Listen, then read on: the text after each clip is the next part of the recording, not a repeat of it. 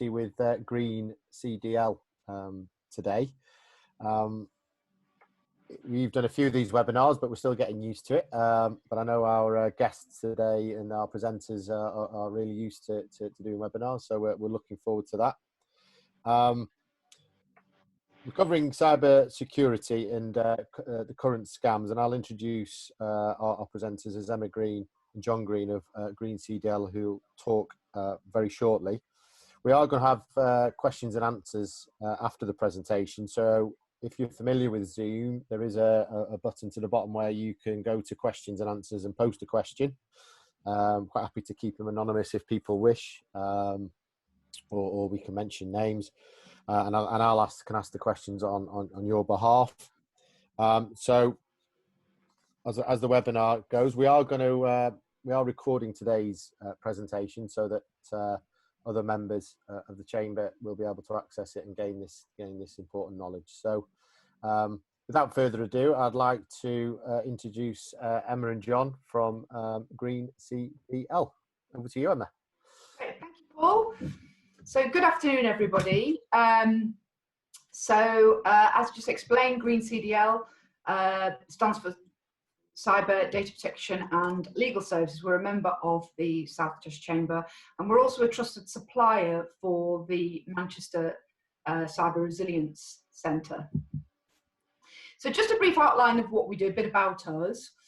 So as mentioned, CDL stands for Cyber Data Protection Legal Services. That's what we offer, and it's broken down into four main areas. Firstly, we specialise in training, and traditionally we've done a lot of face-to-face, although at the moment we're doing more virtual sessions. And we also have a range of award-winning, cost-effective e-learning. We provide consultancies for businesses to help them to understand and mitigate risks of cyber security attacks and data protection breaches, and we provide legal services. So my partner John, he is a practicing lawyer, and he can provide confidential advice and support, compliance support, particularly when things go wrong. And finally, we provide Cyber Essentials. We are a certifying body. That means we can issue the Cyber Essentials certification, and that's what we do with the Cyber Resilience Centre. So my name's Emma Green. I'm 20 plus years IT training and consultancy, specialising in cybersecurity and data protection. And John is also joining us with his expertise. So John? Hi, good afternoon, everybody. My name is John Green. I'm a 15 years qualified lawyer. I specialise in data protection and cyber security. Currently doing a master's degree at the Defence Academy of the United Kingdom on cyber security, and next year I'll be transferring that to Tallinn University in Estonia. So some great trips planned.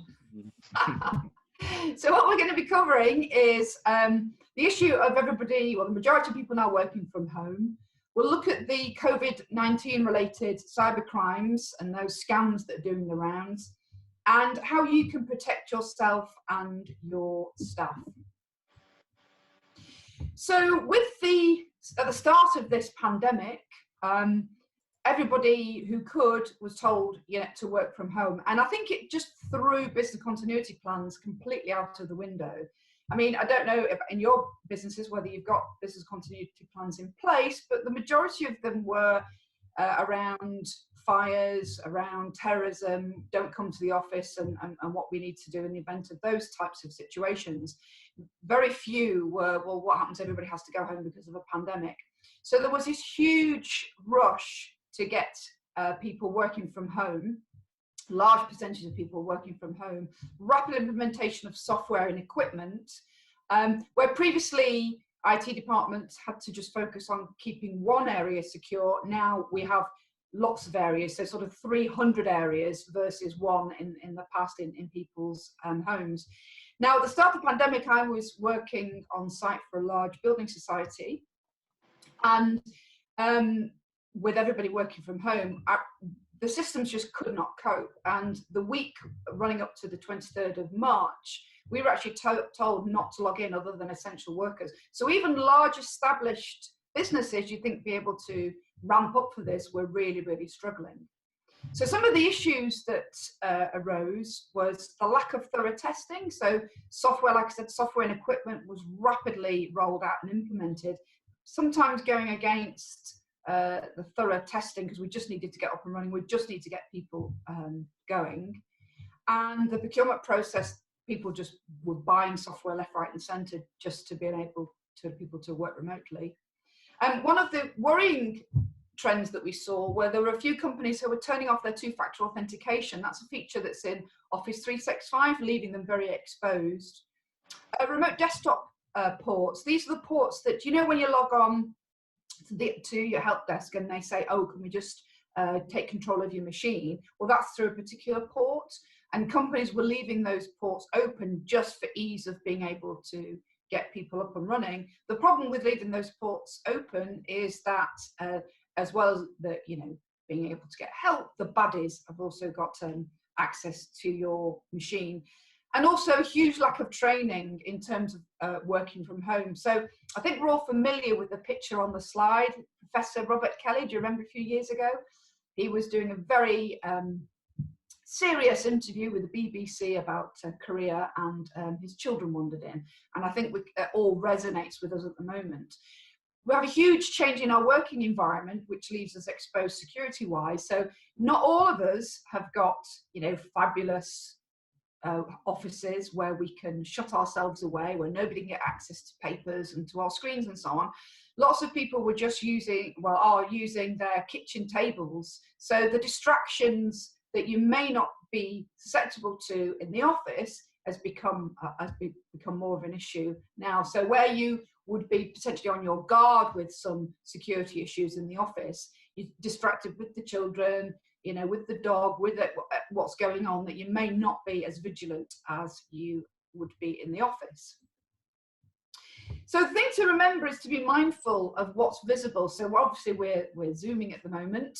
So just be aware, this picture that you can see is from John. Just remind me, was it from the Space Centre place? Yes, it was programmed last year about how a number of universities had managed to photograph a black hole, and the program was on BBC4.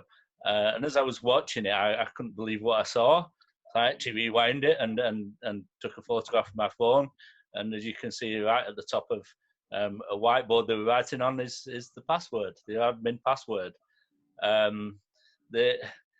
It was quite astonishing because literally 3 minutes before they were talking about how worried they were about their data because they had no backups of all their data, and now they're making the password visible as well. They have changed that now, by the way. I did make contact with them. Thank you. So ironically, believe it or not, that actually happened with Boris Johnson in one of those afternoon conferences that he has every day. Again, the Zoom password was visible. So your staff need to be very aware of what they're displaying.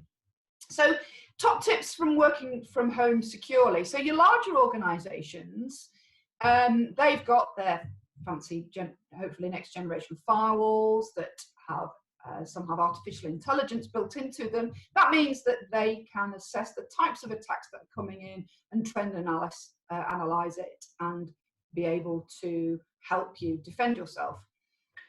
Larger organisations tend to have business continuity plans, although I mentioned that a few of them have had some holes in them because they didn't do business continuity for large pandemics. And disaster recovery and incident management. That's great. You know, we've got a major incident and we've got a team and we've got a war room and we could do all those great things to get our system back up and running as quickly as possible. But have they been tested remotely? Have those documents and those policies and procedures been tested where everybody is dispersed? Is something to think about. And the lack of training for staff is something that we feel very passionate about, because we feel that if you do train your staff sufficiently, that they have the tools to enable them to be able to work more efficiently. The majority of incidents have started through some kind of human error somewhere. Somebody clicking on a link, somebody not configuring something correctly, somebody downloading a file they shouldn't have done, and quite often the majority of these could be prevented by some simple training. Yeah, the biggest risk to your organisations are the people in it, either from human error, which is accidentally clicking on something, sending something, or malicious intent. Now, unfortunately, with you know, what we're seeing on the news every day, and you're probably aware in your own organisations that sadly there will be large swathes of redundancies. One thing that we've been advising clients on is to have robust offboarding processes, because you know, those people that you're making redundant are going to be highly emotional, and what you don't want them is to lash out in a fit of pique and start deleting files or taking things down. So you need to make sure that you do have very robust offboarding processes, even in a remote situation. If you need to, you know, sadly make people redundant, that they can hand their equipment in and that we can lock down their access to systems. So one of the things that we've been doing for clients' security requirements has been to update their working from home policies and helping them with we've got a checklist for your staff, helping them to go through, making sure not just from a security perspective, but also from, you know, a mental health, and making sure that they're sat appropriately and so on in their kitchens or wherever their temporary offices. So that's great for your larger businesses, but for your smaller businesses, there's a number of things that you can do, both, and these tips work both from a personal perspective and also from a business perspective. The number one thing that you need to make sure is that you have secure passwords.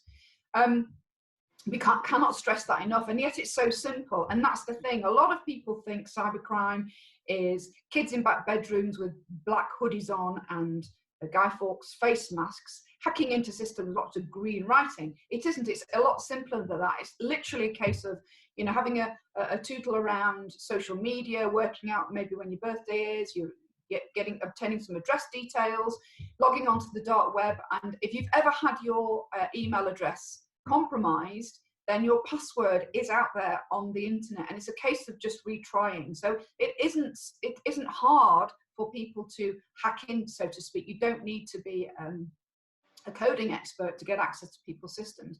So keeping your password up to date, maybe using a passphrase, using complex passwords, and using passwords for different systems. You'll be staggered the amount of people who've said to us that their password for LinkedIn is LinkedIn.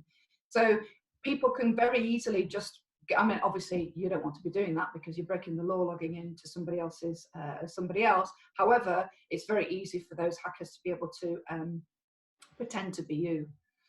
The other thing is there are currently around over 9.5 billion compromised accounts available on the dark web. So just be aware that your password, it's extremely important that you make sure it's secure. Use something like LastPass, which is a password repository, to keep those passwords safe, and do change them regularly. And one of the issues of things like social media is that people log on with a password and they'll say, oh, do you want to log in to, you know, all these different apps using your Facebook password, for example. That means that password will only have to be compromised twice to get access to all of those environments. Two-factor authentication, that's something that's quite big in Office 365. That's where you have a password, and then it usually sends you something like a text message to confirm whatever it is you're changing. Use a VPN, a virtual private network. That means that your connection is encrypted, and a really good one is a NordVPN. Make sure your patches are kept up to date. I mean, we've been in many environments where, usually smaller businesses, where they never turn their machines off, and therefore the patches don't get updated. And then when they do reboot their machines, it's got, you know, 1 of 500 patches or something ridiculous. You really need to make sure your patches are up to date. The software patches are there for a reason. They are usually to counter threats that are publicly well known. If were kept up to date, WannaCry would have never got off the ground. Antivirus software, you need to make sure you have antivirus software on your systems, and there's many well-known products out there. Kaspersky is one company. There's another one called Norton 360. That's a very popular, it's a subscription service, and it doesn't just include antivirus, it includes VPN, backups, making sure people can't hack into your webcams and so on. Backups, you need to make sure you back up your systems regularly and that you can restore those backups. And that's in case of, if you did become a victim of ransomware, you can literally throw the laptop in the bin and you can start again. You'd be staggered how many businesses have been victims of ransomware who are desperately trying to buy Bitcoins because they have no backups and they're desperate to get the keys to unlock so that they can continue to do business. Emma, sorry, just before you go on, we just had a little comment from Mark Stone. He was talking about Zoom passwords as well. Obviously, there's been an issue, but I guess an issue around anybody's passwords anywhere. But I think it's a fair point that I think you made it before we entered about Zoom passwords, but it could be any software, I guess, or any online. Make sure that your Zoom password is, yeah, so you'd be, again, as I mentioned, LinkedIn, you'd be amazed how many Zoom passwords are Zoom. So it's, we're coming on to it slightly later, but just to kind of highlight something that has been in the press, is they've called it Zoom bombing, where people have been delivering, you know, there was a cheerleading group that was trying to deliver like a fitness thing to kids.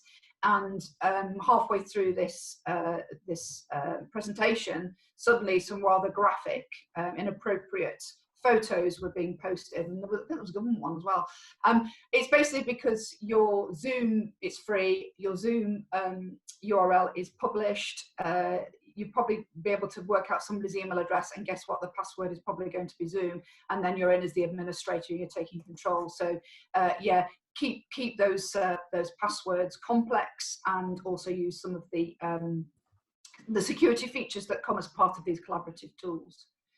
The other thing is for small businesses is access control. So with this rapid move from people going from the office and being dispersed, but also the move towards cloud services, is you need to make sure that you control who gets access to files. So for example, what you need to be very careful that, you know, the HR folders only certain people have access to on a need to know basis. What do they need to know? What do they need to have access to? Conferencing and speaking on the phone, we've got fabulous weather at the moment, and there's lots of people who are trying to work in the gardens with makeshift boxes so that they can read their machines. But just be careful about speaking on the phone, because it's amazing who could hear you. Treat it no differently to if you were actually on the train. We mentioned collaborative tools. There's several out there. Zoom seems to be the tool of choice. But do make sure that for secure connections, that you use the paid versions of these tools, and you take advantage of the security features and making sure that you have secure passwords. Lockdown USB drives. There's so many instances of breaches where somebody's found a USB stick on the floor and plugged it into the machine, and then what happens is some bad software is being installed on your machine. And make sure you install and update those firewalls. So those are some top tips for working both in large organizations and smaller business. And finally, train your staff. You really need to make sure that they know what they're doing with these tools, what they can and can't get access to, particularly when you're looking at things like bring your own device, their own phones, and they want to limit what software they are allowed to download, because you're introducing more and more weaknesses into you and threats to your environment. So let's have a look at some of the COVID-19 related cybercrimes that's out there. And without doubt, the biggest has been phishing campaigns.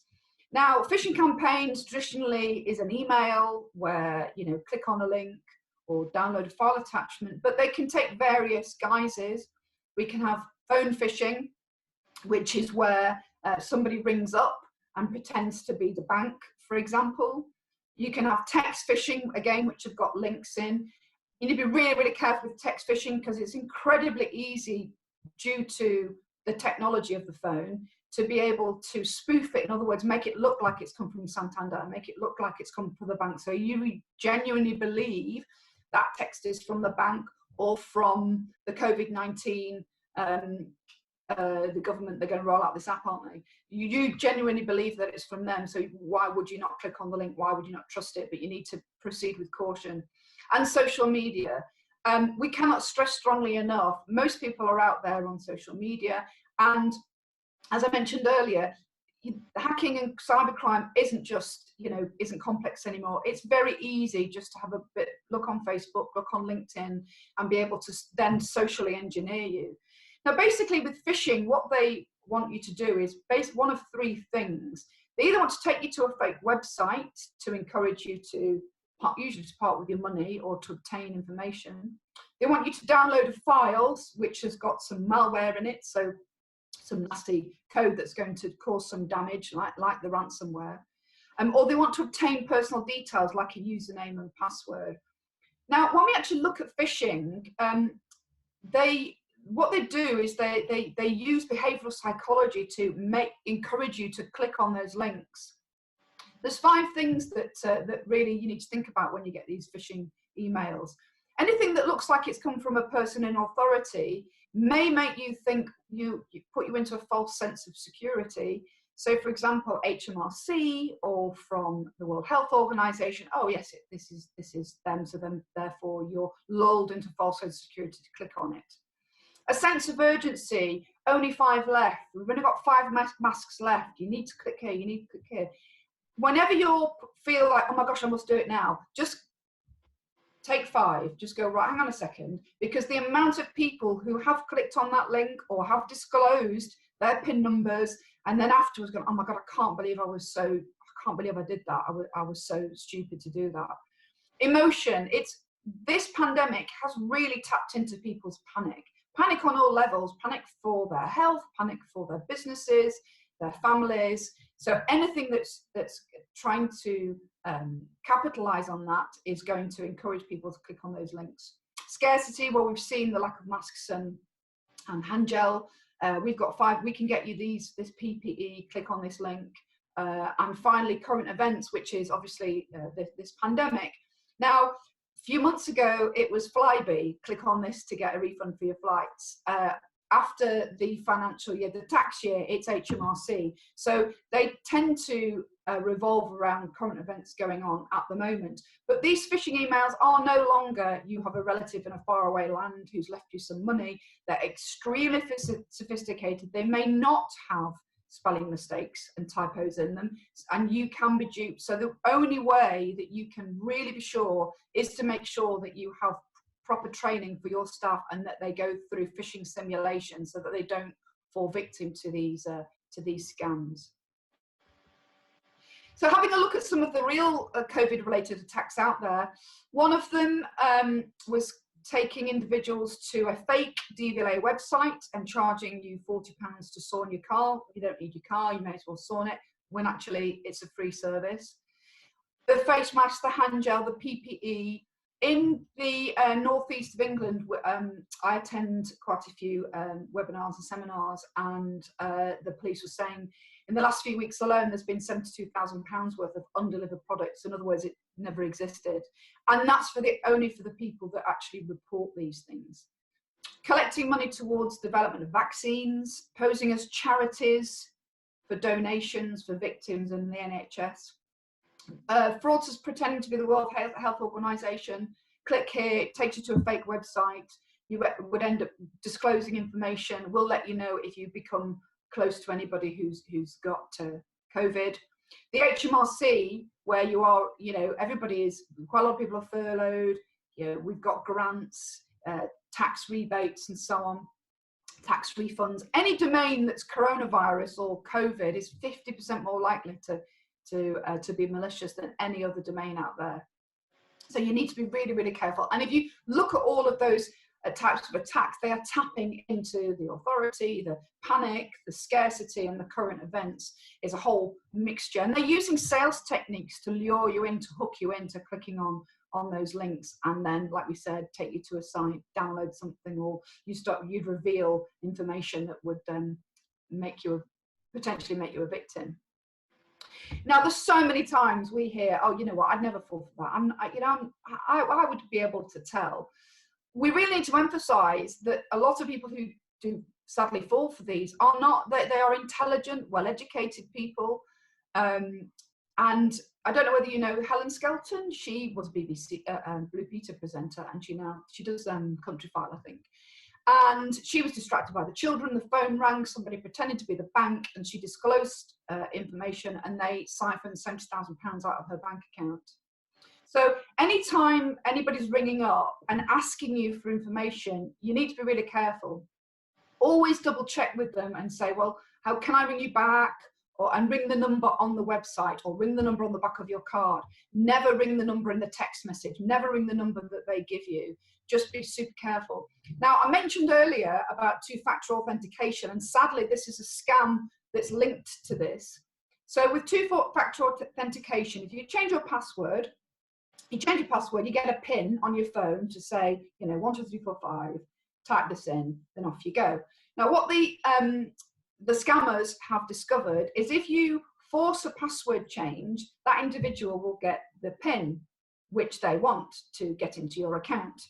So what's happening is that they're ringing up victims and saying, oh no, we are the bank, we're going to send you a PIN, when actually it's the PIN from the password change. So that you give that scammer the PIN and then they're in. So don't reveal any PINs or passwords to anybody. And one really important point to emphasize is if you do disclose this information, that it can sometimes invalidate your contract with the bank, and so they won't necessarily refund your money. So don't think, oh, they've emptied some money out of my account, the bank will pay out. They might not, because they say that you might be in breach of their terms and conditions.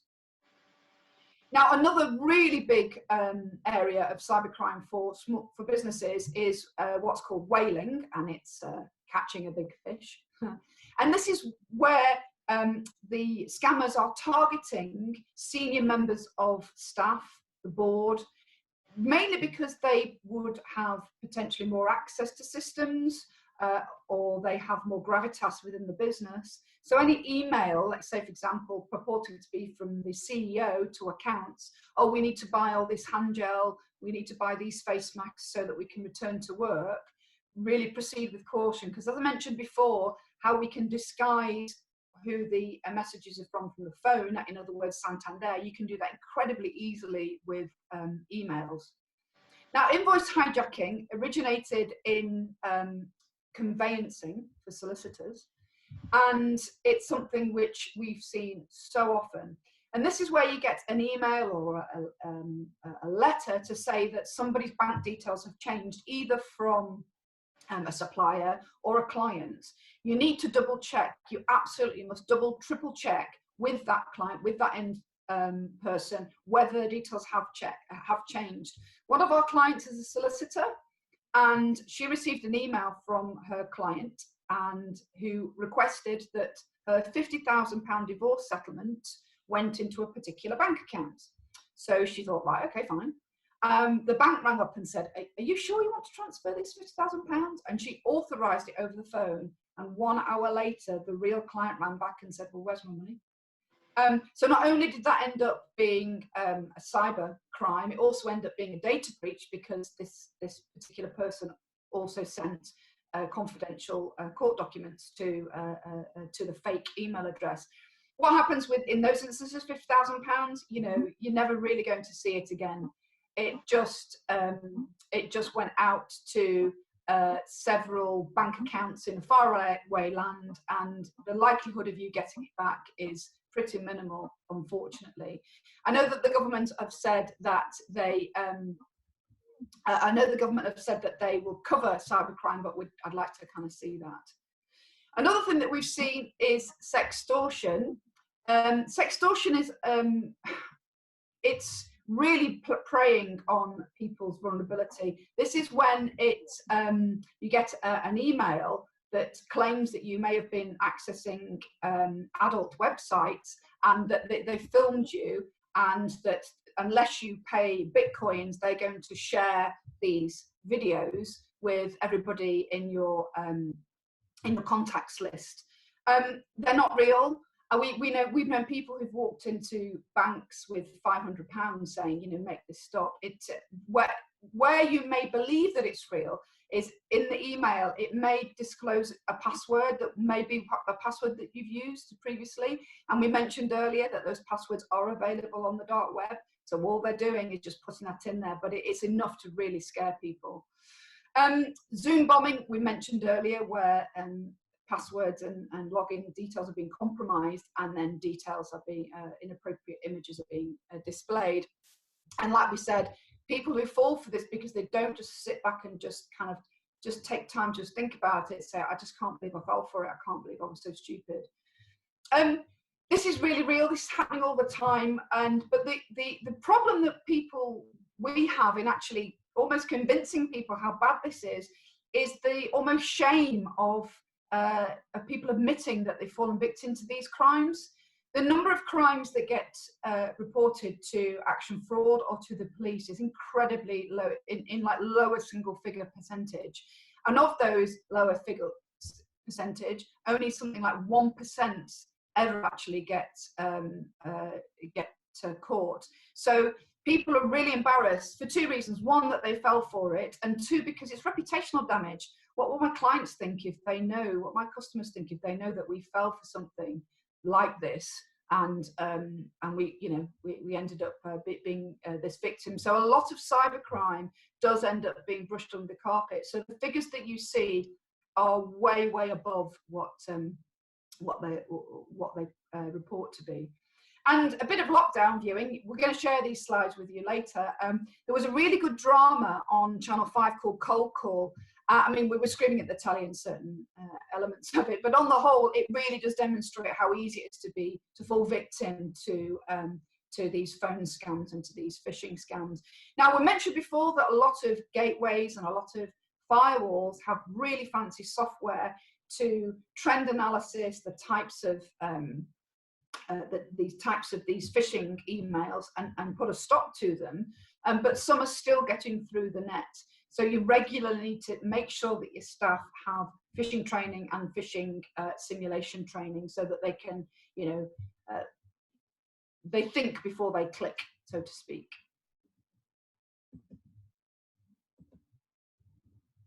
Okay, so how to protect your business? We mentioned before, cyber awareness training is absolutely key. You can put all of the fancy tech, we call it magic tech, in place, and then somebody clicks on a link, and before you know it, it's downloaded some malware that's gone into your system, it's encrypted everything, and we thought we had the best system, and yet it's a bit like building a house and leaving the front door, no front door. So you really do need to make sure that they're aware, because lots of the tech is the magic tech is no longer a barrier. The cyber criminals realise that people are putting these things in place. So what they're doing is they're going to the individual and social engineering them to obtain information.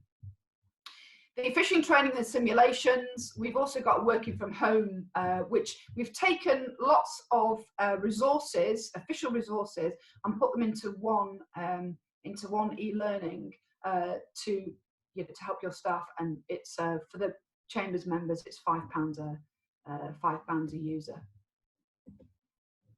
We also do Cyber Essentials. So those of you that might not be familiar with Cyber Essentials, it's a government-backed scheme. It's really cost effective. It's government schemes, self-certification. You go in and you fill in a series of questions.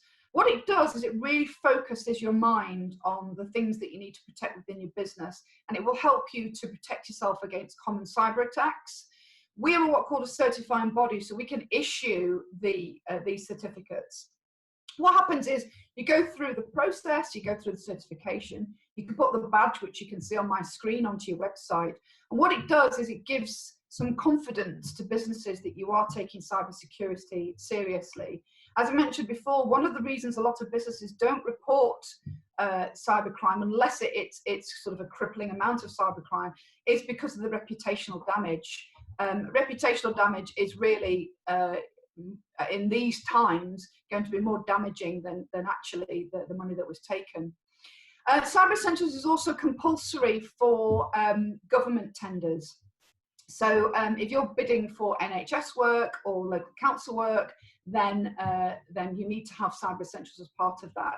And like I said, it's a really reasonable certification. It's £300, and we give 10% discount for chamber members. When you actually completed the certification, you will also get some free cyber insurance. So hopefully that will give you, you know, some confidence in what you're doing. So that's everything we wanted to talk about today. And if anybody's got any questions, John and I would be happy to assist.